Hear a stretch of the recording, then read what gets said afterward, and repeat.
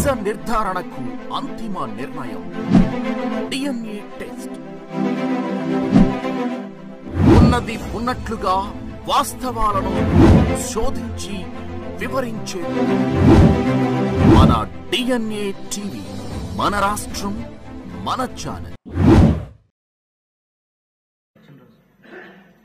ఆ రోజు దాదాపు 10,000 మంది మరణించడం, లక్షలాది పశువులు అసులు బాయటం, కోట్లాది రూపాయలు ఆస్తి నష్టం జరగటం, అంతేకాకుండా ఊళ్ళు తుడిచిపెట్టిపోయిన పరిస్థితి మనందరికీ తెలిసిన విషయమే. ఆ రోజు తాడి చెట్టు ఎత్తున ఉప్పుని వస్తే దాని రెట్టింపు ఎత్తున మానవత్వం ప్రతిస్పందించింది. జాతీయ అంతర్జాతీయ సేవా సంస్థలు వచ్చి మరుభూమిగా మారిన దివ్యసేవగా చేసిన సంగతి మనందరికీ తెలిసిన విషయమే. అంచేత ఈ రోజున ఈ సేవలో ఆనాడు ఎవరైతే మానవతా దృక్పథంతో మనకు సహాయం అందించిన జాతీయ అంతర్జాతీయ సంస్థలకు, సేవామూర్తులకి నా హృదయపూర్వక కృతజ్ఞతలు తెలియజేసుకుంటున్నాను. అయితే ఇవాళ ఆ తర్వాత కూడా మనకు తరచూ ప్రకృతి వైపరీత్యాలు వస్తున్నాయి. అందులో మా దివిసం ఎప్పుడు కూడా తుఫాన్లకి, వరదలకి తీవ్రంగా నష్టపోయే ప్రాంతం.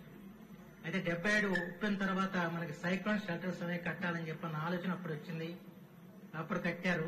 కానీ అవన్నీ 47 సంవత్సరాలు అవడంతో ఇవాళ శిథిలమైన పరిస్థితి వచ్చింది. అంచేతన ప్రభుత్వాన్ని కోరేది, మళ్ళా ఎక్కడైతే శిథిలమై మనం కూల్చివేసామో ఆ షెల్టర్లన్నీ కూడా పునర్నిర్మాణం చేయించాలని చెప్పిన ఈ సందర్భంలో నేను రాష్ట్ర ప్రభుత్వానికి నేను విజ్ఞప్తి చేస్తున్నాను. ఎందుకంటే కేంద్రం నుంచి నిధులు తీసుకొచ్చి ఆ కార్యక్రమం చేయాల్సిన అవసరం ఉంది. అలాగే దివిసీమకు రక్షణ కవచంగా ఉన్న సముద్రం కట్ట ఈ రోజున శిథిలమైన పరిస్థితి వచ్చింది.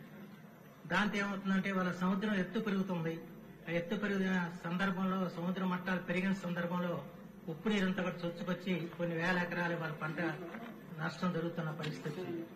అంచేత ఆ సముద్ర కట్టను మళ్ళా పునర్నిర్మాణం చేయించాలని చెప్పి నేను ప్రభుత్వాన్ని ఈ సందర్భంలో నేను కోరుతున్నాను.